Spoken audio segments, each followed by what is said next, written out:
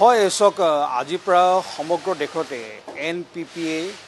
জীৱনদায়িনী ঔষধৰ ওপৰত মূল্য বৃদ্ধি লাগু কৰিছে যেটো প্ৰায়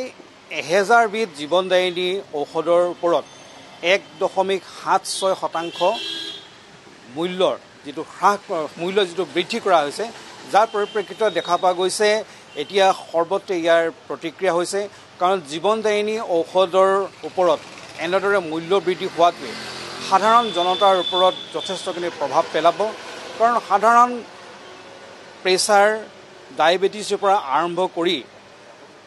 গুৰুতৰ যে কিডনি ইত্যাদি ৰোগৰলৈকে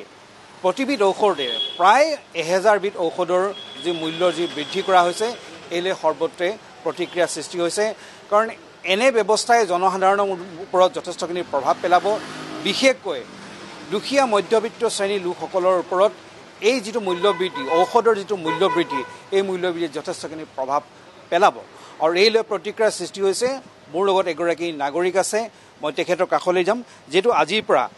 জীৱনদায়িনী ঔষধ প্ৰায় 1000 বিধৰ ওপৰত 1.76% যেটো ঔষধৰ মূল্য বৃদ্ধি কৰা আছে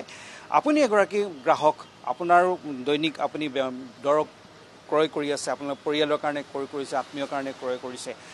এই কেনে ধৰণৰ প্ৰভাৱ পৰিব বুলি ভাবে আপুনি সক মূল্য বৃদ্ধিৰ কথা কি ক'ব সদায় ৰাতিপুৱা উঠি প্লাই আমি গম পাওঁ যে আজি পা আমুক বস্তুৰ দাম আমুক এনেকে বাঢ়ি গ'ল এটো সদায় এতিয়া প্ৰেক্টিছৰ নিচিনা হৈছে যে মানে মূল্য বৃদ্ধিটোকে নতুনকে কোনো এই চৰকাৰৰ পৰা অহা পা মানে প্ৰত্যেকটা বস্তুৱে ডেইলি মানে মূল্য বৃদ্ধিৰ কথাবিলাকে শুনা হয় লগতে টেক্সৰ মাধ্যমৰ যিবিলাক আছে সেইবিলাকটো আছেই আৰু এতিয়া শুনা মতে আজি 1 এপ্ৰিলৰ পৰা NPPA মানে 906 দৰবৰ দাম মানে 1.74 লগে মানে পাৰ্চেন্ট লগে বৃদ্ধি কৰিছে এতিয়া আপুনি ভাবক যে এনেকুৱা বৃদ্ধি যদি হয় তেতিয়ালে আপুনি আজি মানুহবিলাকৰ স্বাস্থ্য বাদ কৰি